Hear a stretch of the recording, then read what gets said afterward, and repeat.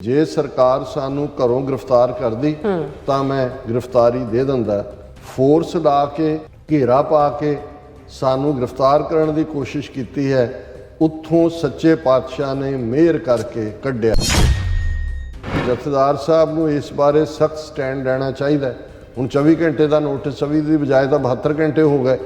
Programme ਤਾਂ ਇਹੀ ਹੁੰਦਾ ਨਾ ਵੀ ਜੇ ਤੁਸੀਂ 24 ਘੰਟੇ ਦੇ ਵਿੱਚ ਉਹਨਾਂ ਨੇ ਨਹੀਂ ਤੁਹਾਡੇ ਛੱਡੇ ਆ ਬੰਦੇ, ਰਾਦਰ ਟੀਚਰ ਤੱਕ ਪਹੁੰਚੇ ਨੇ, ਤਾਂ ਫਿਰ ਆਪਣਾ ਦਿਓ ਸਟੈਂਡ। ਉਹਨਾਂ ਨੇ ਕਿਹਾ ਇਹ ਵਾਹਿਗੁਰੂ ਦੇ ਹੱਥ ਹੈ, ਮੈਂ ਚੜ੍ਹਦੀ ਕਲਾ 'ਚ ਹੈ ਤੇ ਕੋਈ ਮੇਰਾ ਵਾਲ ਵਿੰਗਾ ਵੀ ਨਹੀਂ ਕਰ ਸਕਿਆ। ਜਦੋਂ ਵੱਡਾ ਘੱਲੂਘਾਰਾ ਹੋਇਆ ਸੀ, ਇੰਨੀ ਤਬਾਹੀ ਹੋਈ, ਉਦੋਂ ਵੀ ਸਰਬੱਤ ਖਾਲਸਾ ਸੱਦਿਆ ਤੇ ਉਸ ਸਰਬੱਤ ਖਾਲਸੇ ਜਿਹੜੇ ਤੁਰ ਵੀ ਨਹੀਂ ਸੀ ਸਕਦੇ, ਉਹ ਵੀ ਜਿਹੜੇ ਨੇ ਉਹ ਆਪਣੀਆਂ ਸਾਧਨਾ ਰਾਹੀਂ ਰਿੜ ਕੇ ਔਰ ਦੂਜੇ ਉਹਦੇ 'ਚ ਪਹੁੰਚੇ ਸੀ। ਇਸ ਵੇਲੇ ਜਿਹੜਾ ਕੌਮ ਦੇ ਉੱਤੇ ਵੱਡੀ ਭੀੜ ਹੈ, ਜਿਹੜਾ ਹਕੂਮਤ ਨੇ ਨਿਸ਼ਾਨੇ ਤੇ ਲਿਆ, ਫੜੋ ਫੜੀ ਦਾ ਦੌਰ ਦੁਆਰਾ ਜਾਰੀ ਹੈ। ਹੁਣ ਸਾਨੂੰ ਫਾਈਨਲ ਹੱਲ ਵੱਲ ਵਧਣਾ ਚਾਹੀਦਾ ਔਰ ਉਸ ਦੇ ਲਈ ਜਿਹੜੀ ਕੌਮੀ ਆਵਾਜ਼ ਹੈ ਉਹ ਸਰਬੱਤ ਖਾਲਸਾ ਦੇ ਰੂਪ 'ਚ ਹੀ ਹੁੰਦਾ ਹੈ।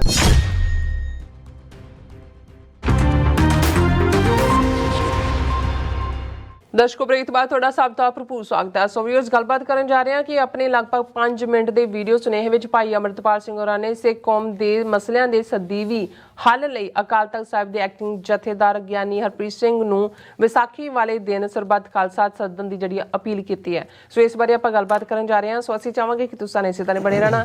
ਦੇਖਣ ਸੁਣ ਲਿਆ ਲਿਖਣ ਲਈ ਤੁਹਾਡਾ ਸਭ ਦਾ ਬਹੁਤ ਬਹੁਤ ਸ਼ੁਕਰੀਆ ਜੀ। ਡਾਕਟਰ ਸਾਹਿਬ ਕੀ ਕਹਿਣਾ ਚਾਹੋਗੇ? ਦੇਖੋ, ਅੱਜ ਮੈਂ ਸਮਝਦਾ ਵੀ ਸਮੁੱਚਾ ਪ੍ਰੋਗਰਾਮ ਹੀ ਭਾਈ ਅੰਮ੍ਰਿਤਪਾਲ ਸਿੰਘ ਹੋਰਾਂ ਦੇ ਨਾਂ ਹੈ ਜੀ, ਕਿਉਂਕਿ ਅੱਜ ਜੇ ਕੋਈ ਸਭ ਤੋਂ ਚਰਚਿਤ ਖਬਰ ਹੈ ਇਕੱਲੀ ਪੰਜਾਬ ਦੇ ਮੀਡੀਆ 'ਚ ਹੀ ਨਹੀਂ, ਜਾਂ ਦਿੱਲੀ ਵਾਲੇ ਤਾਂ ਹੁਣ ਮੋਕ ਮਾਰ ਗਏ ਨੇ ਬਹੁਤ ਸਾਰੇ, ਕਿਉਂਕਿ ਉਹਨਾਂ ਨੂੰ ਉਹ ਨਜ਼ਰ ਨਹੀਂ ਆ ਰਿਹਾ ਕਿ ਵੀ ਇਹਨੂੰ ਹੁਣ ਕੀ ਨੈਰੇਟਿਵ ਦੇਣ, ਕਿਸ ਢੰਗ ਦੇ ਨਾਲ ਇਹ ਸਾਰਿਆਂ ਨੂੰ ਪੇਂਟ ਕਰਨ।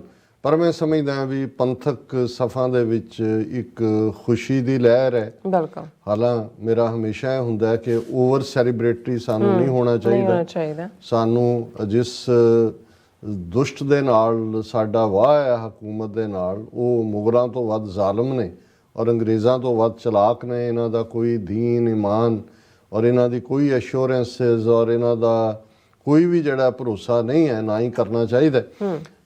ਲੇਕਿਨ ਸਿੱਖ ਹਲਕਿਆਂ ਦੇ ਵਿੱਚ ਜਿਵੇਂ ਹੁਣ ਵੀ ਪਹਿਲੇ ਸੈਗਮੈਂਟ ਤੇ ਮੈਂ ਦੇਖ ਰਿਹਾ ਸੀ ਕੁਇਕਲੀ ਕਿ ਅਗੇਨ ਮੈਸੇਜਸ 'ਚ ਉਵੇਂ ਹੀ ਵਿਊ ਪੁਆਇੰਟ ਨੇ। ਕੁਛ ਨੂੰ ਲੱਗਦਾ ਹੈ ਕਿ ਭਾਈ ਸਾਹਿਬ ਉਹਨਾਂ ਦੀ ਕਸਟਡੀ 'ਚ ਨੇ, ਵੀ ਉਹਨਾਂ ਦੇ ਚਿਹਰੇ ਤੋਂ ਲੱਗਦਾ ਜਿਵੇਂ ਉਹ ਦਬਾਅ 'ਚ ਨੇ। ਔਰ ਦੂਸਰਾ, ਤੁਸੀਂ ਅਦਰਵਾਈਜ਼ ਵੀ ਅੰਦਾਜ਼ਾ ਲਾਓ ਕਿ ਜੇ ਕੋਈ 8-9 ਦਿਨ ਦੀ ਪੂਰੀ ਚੀਜ਼ ਦੇ ਮਗਰੋਂ ਕਿੱਥੇ ਕਿਵੇਂ ਕਿਹਨਾਂ ਹਾਲਾਤਾਂ 'ਚ ਭੁੱਖੇ ਪਿਆਸੇ, ਔਰ ਜਿਵੇਂ ਜਦੋਂ ਕਿ 18 ਮਾਰਚ ਨੂੰ ਇਹ ਸਾਰਾ ਕੁਝ ਸ਼ੁਰੂ ਹੁੰਦਾ, ਉਦੋਂ ਵੀ ਸਾਨੂੰ ਉਹਨਾਂ ਦੇ ਘਰੇਲੂ ਸੋਰਸਿਸ ਤੋਂ ਇਹੀ ਪਤਾ ਲੱਗਾ ਸੀ ਕਿ ਉਹਨਾਂ ਦੀ ਤਬੀਅਤ ਠੀਕ ਨਹੀਂ ਸੀ। 2 ਦਿਨ ਤੋਂ ਵੋਮਿਟਿੰਗ ਵਗੈਰਾ ਚੱਲ ਰਹੀ ਸੀ, ਕੁਛ ਉਹਨਾਂ ਨੇ ਖਾਧਾ ਨਹੀਂ ਸੀ ਔਰ ਆਲਰੇਡੀ ਉਹਨਾਂ ਨੂੰ ਇਹ ਕਿਹਾ ਗਿਆ ਸੀ ਕਿ ਭਾਈ ਮੈਡੀਕਲ ਹੈਲਪ ਡਾਕਟਰ ਲਈ। ਉਹਨਾਂ ਨੇ ਕਿਹਾ ਨਹੀਂ, ਹੁਣ ਅਸੀਂ ਜਦੋਂ ਖਾਲਸਾ ਵਹੀਰ ਤੋਂ ਵਾਪਸ ਮੁੜਾਂਗੇ, ਜਿਹੜੀ ਕਿ ਮੁਕਤਸਰ ਸਾਹਿਬ ਤੋਂ ਦਮਦਮਾ ਸਾਹਿਬ ਤੱਕ ਸੀ, ਫਿਰ ਮੈਂ ਸਾਰੇ ਟੈਸਟ ਕਰਾਵਾਂਗਾ। ਸੋ ਉਹਨਾਂ ਦੀ ਸਰੀਰਕ ਹਾਲਤ ਠੀਕ ਨਹੀਂ ਸੀ ਉਦੋਂ ਵੀ।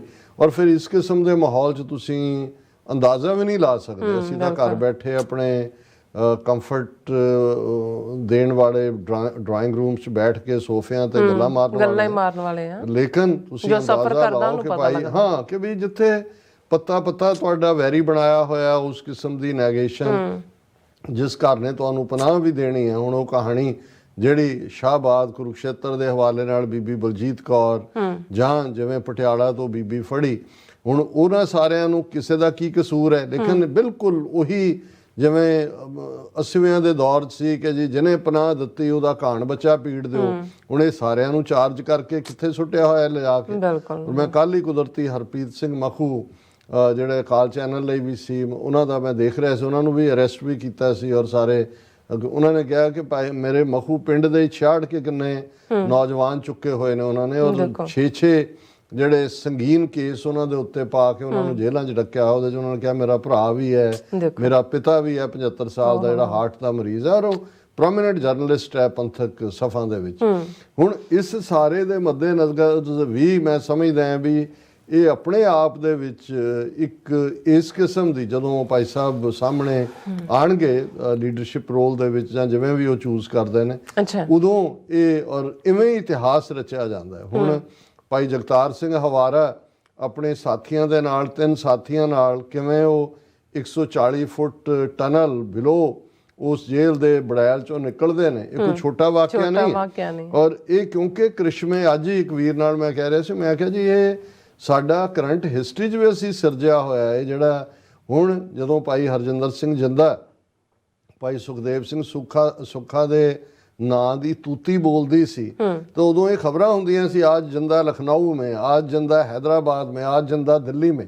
ਇੱਕੋ ਵੇਲੇ 3 ਸ਼ਹਿਰਾਂ ਦੀ ਖਬਰ ਹੁੰਦੀ ਸੀ ਕਿ ਵੀ ਜਿਵੇਂ ਜਿੰਦਾ ਕੋਈ ਇਸ ਕਿਸਮ ਦਾ ਹੈ ਕਿ ਉਹ ਰੂਪ ਲਓ ਤਾਂ ਮਾਵਾਂ ਜਾ ਕੇ ਉਹ ਬੱਚੇ ਸਕੂਲਾਂ 'ਚੋਂ ਲੈ ਆਉਂਦੀਆਂ ਸੀ, ਇੰਨਾ ਖੌਫ ਸ਼ਹਿਰ ਬੰਦ ਹੋ ਜਾਂਦੇ। ਸੋ ਮਤਲਬ ਇਹ ਹੈ ਵੀ ਛੋਟੇ ਜਿਹੇ ਕੱਦ ਦਾ ਸਧਾਰਨ ਜਿਹਾ ਜਦੋਂ ਜਿੰਦਾ ਫੜਿਆ ਵੀ ਗਿਆ, ਆਮ ਲੋਕ ਉਹਨਾਂ ਨੇ ਕਿਹਾ ਵੀ ਇਹ ਤਾਂ ਇਹ ਜਿੰਦਾ। ਸੋ ਕਹਿਣ ਦਾ ਮਤਲਬ ਇਹ ਹੈ ਵੀ ਜਦੋਂ ਤੁਸੀਂ ਇਸ ਰਸਤੇ 'ਤੇ ਤੁਰਦੇ ਹੋ, ਔਰ ਅੱਜ ਇੱਕ ਸਿੰਘ ਕੈਲੀਫੋਰਨੀਆ ਤੋਂ, ਉਹਨਾਂ ਨਾਲ ਗੱਲ ਹੋ ਰਹੀ ਸੀ, ਉਹ ਸੰਘਰਸ਼ 'ਚ ਰਹੇ ਨੇ, ਉਹ ਮੈਨੂੰ ਕਹਿੰਦਾ ਜੀ ਇਹ ਜਿਹੜੇ ਲੋਕਾਂ ਨੇ ਤਾਂ ਯਕੀਨ ਨਹੀਂ ਕਰਨਾ, ਉਹਨਾਂ ਨੂੰ ਤੁਸੀਂ ਕੁਝ ਨਹੀਂ ਕਹਿ ਸਕਦੇ। ਉਹਨੇ ਕਿਹਾ ਵੀ ਮੈਨੂੰ ਤਾਂ ਸੇਵਾ ਦਾ, ਸੰਗਤ ਦਾ ਮੌਕਾ ਮਿਲਿਆ ਸਿੰਘਾਂ 'ਚ, ਵੀ ਇੰਨੀਆਂ ਕਹਾਣੀਆਂ ਨੇ ਜਿਹਦੇ 'ਚ ਕਿ ਸਿੰਘ ਜਿਹੜੇ ਘੇਰਾ ਪਿਆ ਹੋਇਆ, ਨਾਕੇ ਲੱਗੇ ਹੋਏ ਨੇ, ਉਹਨਾਂ ਨੇ ਅੱਖਾਂ ਬੰਦ ਕਰਕੇ ਜਿਹੜਾ ਉਹ ਬਾਣੀ ਪੜ੍ਹ ਰਹੇ ਨੇ, ਔਰ ਉਹਨਾਂ 'ਚੋਂ ਗੁਜ਼ਰ ਜਾਂਦੇ ਨੇ, ਕੋਈ ਰੋਕਦਾ ਨਹੀਂ ਹੈ, ਕੋਈ ਦੂਸਰਾ ਨਹੀਂ ਹੈ ਵੀ ਇਸ ਕਿਸਮ ਦਾ। ਤੇ ਉਹ ਜਾ ਕੇ ਉਹ ਦੇਖਦੇ ਨੇ ਗੁਰੂ ਦਾ ਸ਼ੁਕਰਾਨਾ ਕਿ ਮਹਾਰਾਜ ਤੁਸੀਂ ਸਾਨੂੰ ਕੱਢ ਲਿਆ। ਔਰ ਜਿਹੜੇ ਇੱਕ ਸਾਡੇ ਵੀਰ ਸ਼ਹੀਦਾਂ ਦੇ ਪਹਿਰੇ ਦੀ ਗੱਲ ਕਰਦੇ ਨੇ, ਦੇਖੋ ਗੱਲ ਤਾਂ ਅਲਟੀਮੇਟਲੀ ਤੁਹਾਡਾ ਗੁਰੂ ਦੇ ਉੱਤੇ ਫੇਥ ਹੈ। ਔਰ ਫੇਥ ਦੇ ਸਾਹਮਣੇ ਕੁਝ ਨਹੀਂ ਟਿਕਦਾ ਹੈ। ਫੇਥ ਦੇ ਸਾਹਮਣੇ ਕੋਈ ਪਹਾੜ, ਕੋਈ ਸਮੁੰਦਰ, ਕੋਈ ਨਿਊਕਲੀਅਰ ਵੈਪਨ ਨਹੀਂ ਹੈ। ਸੋ ਮੈਂ ਸਮਝਦਾ ਹਾਂ ਕਿ ਵੀ ਇਹ ਆਪਣੇ ਆਪ ਦੇ ਵਿੱਚ ਇੱਕ ਮੁਅੱਜਜ਼ਾ ਹੈ। ਵੈਸੇ ਤਾਂ ਹਰ ਸਿੱਖ ਹੀ ਕਰਾਮਾਤ ਹੈ। ਔਰ ਜਦੋਂ ਸੰਤ ਪਿੰਡਾਂ ਵਾਲਿਆਂ ਬਾਰੇ ਆਮ ਉਸ ਵੇਲੇ ਦਾ ਮੀਡੀਆ ਇਹ ਪ੍ਰਚਾਰਦਾ ਸੀ ਜੀ ਕਿ ਇਹ ਬੰਬ ਬਣਾਉਂਦੇ ਨੇ, ਉਹ ਕਹਿੰਦਾ ਸੀ ਹਾਂ ਮੈਂ ਚਲਦੇ ਫਿਰਦੇ ਬੰਬ ਬਣਾਉਂਦਾ, ਹਰ ਅੰਮ੍ਰਿਤਧਾਰੀ ਸਿੰਘ ਚਲਦਾ ਫਿਰਦਾ ਬੰਬ। ਹੁਣ ਚਲਦਾ ਫਿਰਦਾ ਬੰਬ ਕੀ ਹੈ ਕਿ ਜਿਸ ਦੇ ਅੰਦਰ ਈਮਾਨ ਹੈ, ਗੁਰੂ ਦੇ ਉੱਤੇ ਭਰੋਸਾ ਹੈ, 1.25 ਲੱਖੀ ਸਪਿਰਿਟ ਦੇ ਨਾਲ ਉਹ ਜਿਉਂਦਾ ਹੈ, ਉਸ ਦੇ ਸਾਹਮਣੇ ਕਿਹੜੀ ਮੁਸ਼ਕਲ ਜਿਹੜੀ ਆ ਉਹ ਵੱਡੀ ਮੁਸ਼ਕਲ ਹੈ, ਜਾਂ ਕਿਹੜਾ ਸਵਾਲ ਔਖਾ ਸਵਾਲ ਹੈ ਜਿਹਨੂੰ ਉਹ ਹੱਲ ਨਹੀਂ ਕਰ ਸਕਦਾ। ਸੋ ਅਸੀਂ ਸਮਝਦੇ ਹਾਂ ਵੀ ਇਹ ਇੱਕ ਸੈਲੀਬ੍ਰੇਟਰੀ ਆਪਣੇ ਆਪ ਦੇ ਵਿੱਚ ਹੋਏਗਾ ਕਿ ਕਿਵੇਂ ਉਹਨਾਂ ਨੇ ਇਹ ਆਲਮੋਸਟ 10 ਦਿਨ ਉਹਨਾਂ ਨੇ ਸਰਵਾਈਵ ਕੀਤਾ ਹੈ, ਕਿਵੇਂ ਉਹਨਾਂ ਨੇ ਇਸ ਜਰਨੀ ਨੂੰ ਅੱਗੇ ਤੋਰਿਆ, ਇਹ ਆਉਣ ਵਾਲੇ ਪੀਰੀਅਡ 'ਚ ਸਾਹਮਣੇ ਹੋਏਗਾ। ਹੁਣ ਅਸੀਂ ਗੱਲ ਉਹਨਾਂ ਦੇ ਜਿਹੜਾ ਸਪੈਸੀਫਿਕ ਮੈਸੇਜ ਹੈ, ਬੜੇ ਟਿਕਾ ਦੇ ਵਿੱਚ, ਹਾਲਾਂ ਲੋ ਵੋਲਿਊਮ ਹੈ, ਪਰ ਜ਼ਾਹਰ ਹੈ ਕਿ ਜਦੋਂ ਤੁਸੀਂ ਦੇਖਦੇ ਹੋ ਕਿ ਤੁਹਾਡੇ ਸਾਥੀ ਸੰਗੀ ਜਿਹੜੇ ਨੇ ਉਹਨਾਂ ਨੂੰ ਚੁੱਕ ਕੇ, ਜਿਵੇਂ ਉਹਨਾਂ ਨੇ ਡਬਰੂਗੜ੍ਹ ਦਾ ਜ਼ਿਕਰ ਕੀਤਾ, ਸਾਥੀਆਂ ਦੇ ਤਸ਼ੱਦਦ ਦਾ ਕੀਤਾ, ਫੜੋ ਫੜੀ ਦਾ ਕੀਤਾ, ਉਹਨਾਂ ਸਾਰਿਆਂ ਦੇ ਨਾਲ। ਫਿਰ ਉਹਨਾਂ ਨੇ ਕਿਹਾ ਕਿ ਜਿਹੜੇ ਸਧਾਰਨ, ਜਿਵੇਂ ਹੁਣ ਜਦੋਂ ਪ੍ਰਧਾਨ ਮੰਤਰੀ ਦਾ ਜ਼ਿਕਰ ਹੁੰਦਾ ਹੈ ਕਿ ਭਾਈ ਜਿਹੜੇ ਆਮ, ਉਹਨਾਂ ਦੀ ਮਾਤਾ ਵੀ ਕਹਿ ਰਹੇ ਸੀ ਕਿ ਭਾਈ ਜਿਹੜੇ ਮਾਤੜ ਵਿਚਾਰੇ ਜਿਨ੍ਹਾਂ ਦਾ ਕੋਈ, ਉਹਨਾਂ ਨੇ ਅੰਮ੍ਰਿਤ ਛਕਿਆ, ਗੁਰੂ ਕਾ ਬਾਣਾ ਚਾਹੇ, ਤੇ ਉਹ ਵੀ ਦੇਸ਼ ਦੀ ਸਿਕਿਉਰਿਟੀ ਲਈ ਖਤਰਾ ਹੋ ਗਏ। ਪਰ ਇਸ ਸਾਰੇ ਦੇ ਨਾਲ ਨਾਲ, ਕਿਉਂਕਿ ਮੈਂ ਕੁਝ ਜਿਹੜੇ ਉਹਨਾਂ ਦੇ ਆਪਣੇ ਅਲਫਾਜ਼ ਨੇ ਉਹਨਾਂ ਨੂੰ ਦੁਹਰਾਉਣਾ ਚਾਹੁੰਦਾ ਕਿ ਵੀ ਉਹਦੇ 'ਚ ਜਿਹੜਾ ਪਹਿਲਾ ਪਾਰਟ ਸੀ ਕਿ ਜੀ, ਔਰ ਅੱਜ ਤੱਕ ਵੀ ਹੁੰਦਾ ਹੈ ਜੀ, ਉੱਥੇ ਗ੍ਰਿਫਤਾਰੀ ਦੇਣੀ ਚਾਹੀਦੀ ਸੀ ਜੀ, ਉਹਨਾਂ ਨੂੰ ਉੱਥੋਂ ਦੌੜੇ ਕਿਉਂ ਜੀ, ਜਦੋਂ ਉਹ ਇਹ ਕਹਿੰਦੇ ਸੀ ਕਿ ਜੀ ਸਿਰ ਦੇਣਾ ਚਾਹੀਦਾ। ਹੁਣ ਉਸ ਦੀ ਐਕਸਪਲੇਨੇਸ਼ਨ ਉਹਨਾਂ ਨੇ ਜਦੋਂ ਬਿਗਨਿੰਗ ਦੇ ਵਿੱਚ ਹੀ ਦਿੱਤੀ। ਉਹਨਾਂ ਨੇ 18 ਮਾਰਚ ਦੇ ਘਟਨਾਕ੍ਰਮ ਦਾ ਜ਼ਿਕਰ ਕਰਦਿਆਂ ਕਿਹਾ ਕਿ ਜੇ ਸਰਕਾਰ ਸਾਨੂੰ ਘਰੋਂ ਗ੍ਰਿਫਤਾਰ ਕਰਦੀ ਤਾਂ ਮੈਂ ਗ੍ਰਿਫਤਾਰੀ ਦੇ ਦਿੰਦਾ, ਫੋਰਸ ਲਾ ਕੇ, ਘੇਰਾ ਪਾ ਕੇ ਸਾਨੂੰ ਗ੍ਰਿਫਤਾਰ ਕਰਨ ਦੀ ਕੋਸ਼ਿਸ਼ ਕੀਤੀ ਹੈ, ਉੱਥੋਂ ਸੱਚੇ ਪਾਤਸ਼ਾਹ ਨੇ ਮਿਹਰ ਕਰਕੇ ਕੱਢਿਆ। ਇਹ ਹੈ ਸ਼ੁਕਰਾਨਾ ਗੁਰੂ ਦਾ ਵੀ, ਔਰ ਇਹਦੇ 'ਚ ਕੋਈ ਸ਼ੱਕ ਨਹੀਂ ਹੈ। ਹਾਈ ਕੋਰਟ ਦਾ ਜੇ ਜੱਜ ਪੁੱਛਦਾ ਹੈ ਕਿ 80,000 ਤੁਹਾਡੀ ਨਫਰੀ, ਉਹ ਉਹਨਾਂ ਦੀ ਕੰਪੀਟੈਂਸ ਕਿਵੇਂ ਨਿਕਲ ਗਿਆ, ਤੁਸੀਂ ਕਹਿੰਦੇ ਹੋ ਵੀ ਤੁਹਾਡੇ ਕੋਲ ਨਹੀਂ। ਫਿਰ ਉਹਨਾਂ ਨੇ ਰੀਜ਼ਨ ਦਿੱਤਾ ਕਿ ਭਾਈ ਉਹਨਾਂ ਦੇ ਸਾਹਮਣੇ ਕੀ ਸੀ ਨਿਸ਼ਾਨਾ। ਸਾਨੂੰ ਉਸ ਮੌਕੇ ਤੱਕ ਲੱਗਦਾ ਸੀ ਕਿ ਸਰਕਾਰ ਸਾਨੂੰ ਮਾਲਵੇ ਨਹੀਂ ਜਾਣ ਦੇਣਾ ਚਾਹੁੰਦੀ ਤਾਂ ਜੋ ਅਸੀਂ ਖਾਲਸਾ ਵਹੀਰ ਨਾ ਕੱਢ ਸਕੀਏ, ਕਿਉਂਕਿ ਇਹਨਾਂ ਦਾ ਕਾਫਲਾ ਤਾਂ ਮੁਕਤਸਰ ਸਾਹਿਬ ਜਾ ਰਿਹਾ ਸੀ, ਜਿੱਥੋਂ ਖਾਲਸਾ ਵਹੀਰ ਦੀ ਸ਼ੁਰੂਆਤ ਹੋਣੀ ਸੀ, ਮੁਕਤਸਰ ਤੋਂ ਦਮਦਮਾ ਸਾਹਿਬ। ਕਿਉਂਕਿ ਉਸ ਤੋਂ ਪਹਿਲਾਂ ਖਾਲਸਾ ਵਹੀਰ ਨੇ ਜਿਹੜਾ ਮਾਝਾ ਔਰ ਦੁਆਬੇ ਦੇ ਹਿੱਸੇ ਕਵਰ ਕੀਤੇ ਹੋਏ ਸੀ, ਉਦੋਂ ਹੀ ਕੰਟੀਨਿਊਟੀ ਹੋਣੀ ਸੀ। ਫਿਰ ਉਹਨਾਂ ਨੇ ਕਿਹਾ ਕਿ ਭਾਈ ਅਸੀਂ ਥੋੜਾ ਜਿਹੜਾ ਉਹ ਠਹਿਰਾਵ ਕਰਦੇ ਔਰ ਉਸ ਦੇ ਤੋਂ ਬਾਅਦ ਉਹ ਅਜਨਾਲੇ ਵਾਲੀ ਘਟਨਾ ਹੋ ਗਈ, ਉਹਨਾਂ ਨੇ ਫਿਰ ਰਿਜ਼ਿਊਮ ਕੀਤੀ। ਉਹਨਾਂ ਨੇ ਇਹ ਕਿਹਾ ਕਿ ਭਾਈ ਅਸੀਂ ਜਿਹੜਾ ਇਹ ਚਾਹੁੰਦੇ ਸੀ ਕਿ ਵੀ ਸਾਨੂੰ ਇਹ ਲੱਗਾ ਜਦੋਂ ਇਹ ਸਾਰੀ ਛਾਪਾਮਾਰੀ ਟਾਈਪ ਸ਼ੁਰੂ ਹੋਇਆ ਕਿ ਵੀ ਉਹ ਸਰਕਾਰ ਸਾਨੂੰ ਮਾਲਵੇ ਨਹੀਂ ਜਾਣ ਦੇਣਾ ਚਾਹੁੰਦੀ ਤਾਂ ਜੋ ਅਸੀਂ ਖਾਲਸਾ ਵਹੀਰ ਨਾ ਕੱਢ ਸਕੀਏ। ਸਾਨੂੰ ਲੱਗਿਆ ਕਿ ਮਾਲਵੇ ਵਿੱਚ ਜਾਣਾ ਚਾਹੀਦਾ ਹੈ ਤੇ ਵਹੀਰ ਸ਼ੁਰੂ ਕਰਨੀ ਚਾਹੀਦੀ ਹੈ ਤੇ ਉਸ ਦੇ ਲਈ ਸਾਨੂੰ ਹਰ ਕਿਸੇ ਤਰੀਕੇ ਦੀ ਕੋਸ਼ਿਸ਼ ਕਰਨੀ ਚਾਹੀਦੀ ਹੈ। ਹੁਣ ਉਹਨਾਂ ਨੂੰ ਸੀ ਕਿ ਵੀ ਜੇ ਸਰਕਾਰ ਦਾ ਮੋਟਿਵ ਹੈ ਕਿ ਵੀ ਸਾਨੂੰ ਨਹੀਂ ਜਾਣ ਦੇਣਾ ਤੇ ਅਸੀਂ ਇਹ ਰੱਖ ਕੇ ਤੁਰਦੇ ਹਾਂ ਕਿ ਭਾਈ ਅਸੀਂ ਜਾਣਾ ਹੈ। ਔਰ ਇਹੀ ਜੇ ਤੁਸੀਂ ਇੰਟਰਵਿਊ ਨੂੰ ਟੈਲੀ ਕਰੋ ਤੇ ਉਹਨਾਂ ਦੇ ਚਾਚਾ ਹਰਜੀਤ ਸਿੰਘ ਹੋਰਾਂ ਨੇ ਵੀ ਇਹੀ ਕਿਹਾ ਕਿ ਭਾਈ ਸਾਨੂੰ ਤਾਂ ਲੱਗਾ ਕਿ ਵੀ ਇਹ ਸਾਨੂੰ ਰੋਕਣ ਲਈ ਨੇ ਔਰ ਮੈਂ ਤਾਂ ਇਹ ਸੀ ਕਿ ਮੁਕਤਸਰ ਸਾਹਿਬ ਹੀ ਪਹੁੰਚੀਏ ਵੀ ਉੱਥੇ ਜਾ ਕੇ ਮਿਲੇ ਵੀ ਉਧਰ ਹੀ ਗਿਆ ਹੋਣਾ। ਸੋ ਇਹ ਜ਼ਾਹਰ ਹੋ ਜਾਂਦਾ ਹੈ ਵੀ ਇਸ ਦਾ ਮਕਸਦ, ਕਿਉਂਕਿ ਜੇ ਗੱਲ ਸਿਰਫ ਉਹਨਾਂ ਨੂੰ ਗ੍ਰਿਫਤਾਰ ਕਰਨਾ ਨਹੀਂ ਸੀ, ਹਿਊਮਿਲੇਟ ਕਰਨਾ ਸੀ ਔਰ ਜੇ ਉਹਨਾਂ ਦਾ ਵਸ ਚੱਲਦਾ ਤੇ ਐਲੀਮੀਨੇਟ ਕਰਨਾ ਨਹੀਂ ਸੀ। ਫਿਰ ਜਿਹੜਾ ਇਸ ਸਭ ਚੋਂ ਉਹਨਾਂ ਨੇ ਅੱਗੇ ਕਿਹਾ ਕਿ ਭਾਈ ਅਸੀਂ 10 ਦਿਨ ਬਾਅਦ ਕਿਉਂ ਹੁਣ ਇਨ ਟੱਚ ਹੋ ਰਹੇ ਹਾਂ ਜਾਂ ਆਪਣੀ ਇਹ ਗੱਲ ਕਹਿ ਰਹੇ ਹਾਂ ਕਿ ਜਦੋਂ ਇੰਟਰਨੈਟ ਬੰਦ ਹੋ ਗਿਆ ਤੇ ਸਾਡਾ ਕਿਸੇ ਨਾਲ ਸੰਪਰਕ ਨਹੀਂ ਰਿਹਾ, ਸਾਨੂੰ ਪਹਿਲਾਂ ਤਾਂ ਪਤਾ ਨਹੀਂ ਲੱਗਿਆ ਕਿ ਖਬਰਾਂ ਵਿੱਚ ਕੀ ਵਾਪਰ ਰਿਹਾ। ਹੁਣ ਜਦੋਂ ਮੈਂ ਸੰਗਤ ਨੂੰ ਸੰਬੋਧਨ ਕਰ ਰਿਹਾ ਹਾਂ ਤਾਂ ਮੈਂ ਕੁਝ ਖਬਰਾਂ ਪੜ੍ਹੀਆਂ ਹਨ ਕਿ ਪੰਜਾਬ ਵਿੱਚ ਕੀ ਕੁਝ ਹੋ ਰਿਹਾ। ਹੁਣ ਇਸ ਤੋਂ ਬਾਅਦ ਉਹਨਾਂ ਨੇ, ਕਿਉਂਕਿ ਮੀਟਿੰਗ ਜਥੇਦਾਰ ਸਾਹਿਬ ਨੇ ਸੱਦੀ ਸੀ, ਉਸ ਦਾ ਉਹਨਾਂ ਨੇ ਹਵਾਲਾ ਦਿੱਤਾ ਕਿ ਜਥੇਦਾਰ ਸਾਹਿਬ ਨੇ ਇੱਕ ਬੈਠਕ ਸੱਦੀ ਸੀ ਜਿਸ ਵਿੱਚ ਇਹ ਫੈਸਲਾ ਹੋਇਆ ਕਿ ਜਿਸ ਤਹਿਤ ਸਰਕਾਰ ਨੂੰ 24 ਘੰਟੇ ਦਾ ਅਲਟੀਮੇਟਮ ਦਿੱਤਾ ਹੈ ਪਰ ਸਰਕਾਰ ਨੇ ਅਕਾਲ ਤਖਤ ਸਾਹਿਬ ਦੀ ਹਸਤੀ ਨੂੰ ਚੁਣੌਤੀ ਦਿੰਦਿਆਂ ਇੱਕ ਟੀਚਰ ਕੀਤੀ ਹੈ ਜੋ ਬਹੁਤ ਹੀ ਨੀਵੇਂ ਪੱਧਰ ਦੀ ਹੈ। ਹੁਣ ਦੇ ਚ ਉਹਨਾਂ ਨੇ ਉਹਦਾ ਭੰਤੇ ਦਾ ਨਾਂ ਤਾਂ ਨਹੀਂ ਲਿਆ ਪਰ ਜ਼ਾਹਰ ਹੈ ਕਿ ਉਸਨੇ ਹੀ ਟਵੀਟ ਕਰਕੇ ਜਥੇਦਾਰ ਨੂੰ ਕਿਹਾ ਕਿ ਲੋਕਾਂ ਨੂੰ ਭੜਕਾਉਣ ਵਾਲਾ ਕੰਮ ਨਾ ਕਰੋ, ਪਹਿਲਾਂ ਗੁਰੂ ਗ੍ਰੰਥ ਸਾਹਿਬ ਦੀ ਬੇਅਦਬੀਆਂ ਬਾਰੇ ਜਿਹੜਾ ਉਹ ਲੱਭੋ। ਸੋ ਜ਼ਾਹਰ ਹੈ ਅਸੀਂ ਕੱਲ ਡਿਸਕਸ ਕੀਤਾ ਸੀ ਕਿ ਭਾਈ ਇਹ ਕਿਸ ਲੈਵਲ ਦੇ ਉੱਤੇ ਇਹ ਉਸੇ ਹੀ ਰਸਤੇ ਤੇ ਤੁਰਿਆ ਜਿਸ ਦੇ ਉੱਤੇ ਬੇਅੰਤਾ ਔਰ ਉਸ ਤੋਂ ਪਹਿਲੇ ਜਿਹੜੇ ਨੇ ਉਸ ਕਿਸਮ ਦੇ ਜ਼ਾਲਮ ਰਹੇ ਨੇ।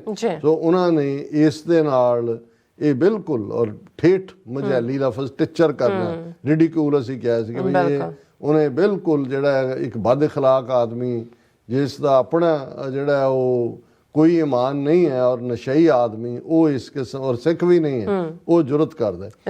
ਹੁਣ ਜਿਹੜਾ ਇਸ ਤੋਂ ਬਾਅਦ ਜਿਹੜਾ ਉਹਨਾਂ ਦਾ ਮੈਸੇਜ ਹੈ, ਮੈਂ ਸਮਝਦਾ ਇਹ ਸੰਗਤ ਲਈ ਵੀ ਹੈ, ਕਮਿਊਨਿਟੀ ਲਈ ਵੀ ਹੈ। ਅੱਜ ਕੁਝ ਹਲਕਿਆਂ ਤੋਂ ਸਾਨੂੰ ਅਪਰੋਚ ਵੀ ਕੀਤਾ ਗਿਆ ਸੀ ਕਿ ਭਾਈ ਜਥੇਦਾਰ ਜਿਹੜੇ ਨੇ ਐਕਟਿੰਗ ਉਹ ਵੀ ਜਾਣਨਾ ਚਾਹ ਰਹੇ ਨੇ ਕਿ ਕੀ ਕਰਨ ਦੀ ਲੋੜ ਹੈ। ਇਹ ਤਾਂ ਹੁਣ ਉਹਨਾਂ ਨੇ ਦੇਖਣਾ ਵੀ ਕਿੰਨਾ ਕੁ ਲੱਤਾਂ ਉਹਨਾਂ ਦਾ ਭਾਰ ਝੱਲਣਗੀਆਂ ਔਰ ਕਿੰਨਾ ਕੁ ਇਸ ਦੇ ਉੱਤੇ ਸਟੈਂਡ ਲੈਣਗੇ।